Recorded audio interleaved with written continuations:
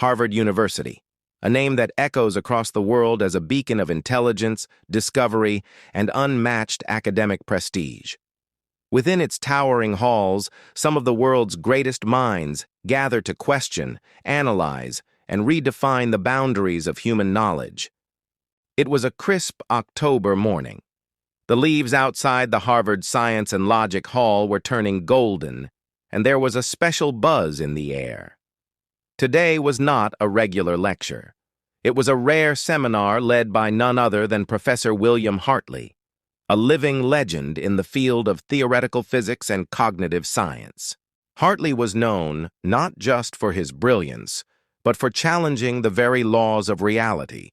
His theories were referenced by NASA, utilized in artificial intelligence labs, and feared by university students who couldn't keep up. But today, his seminar carried an especially mysterious title: The Problem That Cannot Be Solved. The hall was packed. Top students, visiting scholars, researchers, and even a few international journalists had shown up. Everyone sat in anticipation, laptops ready, eyes fixed on the front. Professor Hartley walked in, quiet but confident, and after a brief pause, he turned to the blackboard. Without saying a word, he began to write. What appeared on the board wasn't a normal equation.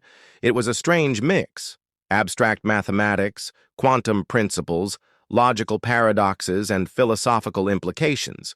It wasn't from any known textbook. It was as if someone had tried to express a philosophical riddle using the language of science.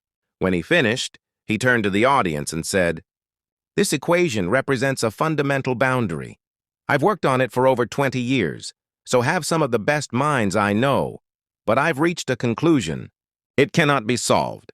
A quiet hush spread across the room. Even those confident in their abilities didn't speak. Hartley's presence had weight, and if he said it was impossible, who were they to argue? Still, he smiled and asked, "Is anyone brave enough to try?" Not a single hand was raised. Seconds passed. A minute. The audience looked at one another, nervous, respectful, intimidated. Then, a tiny voice broke the silence. "Me." Heads turned. In the back of the room, sitting on a bench beside a young woman, was a 1-year-old boy. At first, people laughed softly. Surely it was a joke. The baby had just raised his hand. The mother, embarrassed, whispered something to him and tried to settle him down. But the boy didn't stop. He slowly stood up on the bench, hand still raised, eyes fixed on the professor. Professor Hartley chuckled.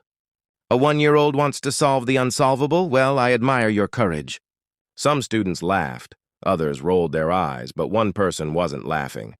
In the far corner of the hall sat Dr. Susan Keller, a cognitive neuroscientist who had studied neural development in gifted children.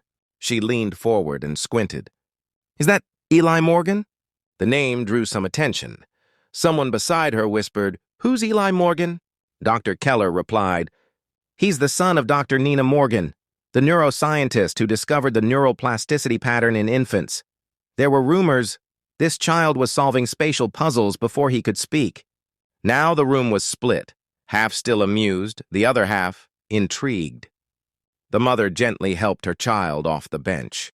He walked forward, a bit wobbly as toddlers do, but with unusual calmness.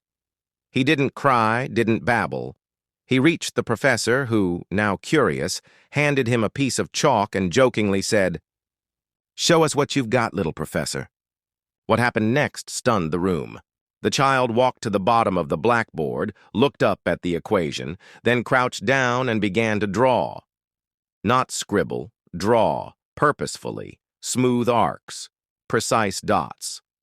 A series of simple symbols, forming a looping pattern that spiraled inward. It took him about 15 seconds. Then he stood up, dropped the chalk gently, and walked back toward his mother. At first, no one reacted.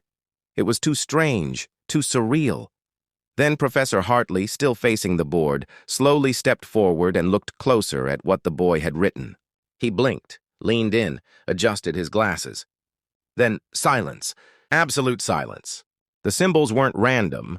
They were a pattern of inversion, a mirrored representation of the original equation, but through a different lens, one that bypassed traditional logic and used recursive abstraction. In simpler terms, the child had reframed the problem. He hadn't solved it, but he'd shown a new way to see it, a door that no one knew existed. One of the grad students spoke up. "What does it mean?" Professor Hartley, still staring at the board, answered slowly. "It means we've been asking the wrong question." Now the silence felt heavy. The laughter from earlier had vanished. The entire room sat still, absorbing the gravity of what they had just witnessed. Hartley turned toward the audience and said almost to himself, "I said it was impossible, but maybe it's just that we were too old to see the simplicity." The boy had returned to his mother's arms. She looked embarrassed, unaware of what had just unfolded. Dr. Keller stood up and spoke softly. "This child may not just be gifted, he might be the first to perceive reality without the filters we adults develop." Professor Hartley nodded. "Or perhaps reality is far simpler than we make it, and it takes a mind unspoiled by complexity to see it." He erased the board slowly, leaving only the boy's symbols intact. "Today's seminar is over," he said, "and yet I feel it's just the beginning." The lecture hall had never been this quiet. People slowly gathered their things, whispering, glancing at the board one last time as they left. Yet some stayed behind. A few students, a handful of professors, including Dr. Susan Keller, and, of course, Professor Hartley. And in the corner, cradled in his mother's arms, sat the 1-year-old who had shaken the minds of Harvard's brightest. Hartley stood still, looking at the remaining symbols on the board. They were childlike in appearance, yet carried an eerie sense of symmetry and flow, like musical notes forming a rhythm only few could hear. Dr. Keller approached him. "You know what this means, don't you?" Hartley looked at her, eyes slightly wide. "It changes everything." Unknown to most in that room, little Eli Morgan wasn't just any child. His mother, Dr. Nina Morgan, was once Hartley's own protege. She had shown immense promise in the field of neural cognition before disappearing from academia after giving birth. Rumors circled, papers were withdrawn, and her name faded from journals. But in private, she'd pursued a different mission: to raise a child without boundaries. No forced language, no memorized numbers. Only freedom, music, patterns, and deep sensory learning. By 1-year-old, Eli wasn't just identifying shapes, he was predicting patterns, responding to unspoken emotional cues, and forming thoughts beyond verbal communication. Back in the present, later that day, Hartley called for a private meeting in his office. Dr. Keller, Eli's mother, and a small team of researchers sat across from him. Hartley pulled out a print of the board and pointed to Eli's symbols. "I've been working on this problem for 2 decades. The paradox lies in its recursive logic. It cancels itself out with every step. But what Eli did wasn't to solve it. He sidestepped it." Keller added, "He restructured the framework. It's like trying to solve a maze, and he just lifted the pen off the paper and drew a bridge over it." Hartley leaned back in his chair. He didn't need to understand the mathematics. He felt the flaw. His mind isn't clouded by academic conditioning. That's why he could see it. Nina, Eli's mother, finally spoke. "I didn't teach him to solve equations. I only showed him how to see everything as a system of relationships. When he saw your board, he didn't see numbers or formulas. He saw imbalance." The discovery. For the next several weeks, the team ran silent studies, non-invasive, ethical observations. They gave Eli complex puzzles, visual paradoxes, and shifting pattern games. Every time he responded not with direct answers, but with new visual representations, symbols, colors, loops. Hartley began feeding Eli simplified versions of his unsolvable problems. The boy's responses were never conventional, but they always revealed something new. A loophole, a mirror, a pattern no one else had noticed. Finally, after compiling all Eli's responses, Hartley and Keller discovered something shocking. Eli's drawings, when layered, formed a code.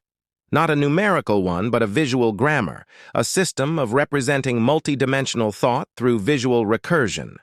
In other words, the boy wasn't just solving the problem. He was creating a new language to understand it. The world takes notice. News began to leak. A whisper in the academic underground. Have you heard about the 1-year-old at Harvard? A toddler cracked Hartley's paradox? Is it a hoax? Hartley refused interviews. So did Keller. But curiosity reached too far. A single photo of Eli's drawing leaked online. Forums erupted.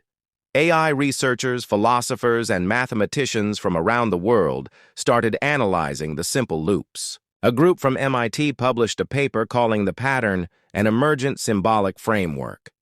Within weeks, governments and think tanks began requesting to observe the child. Nina declined them all. She stood firm.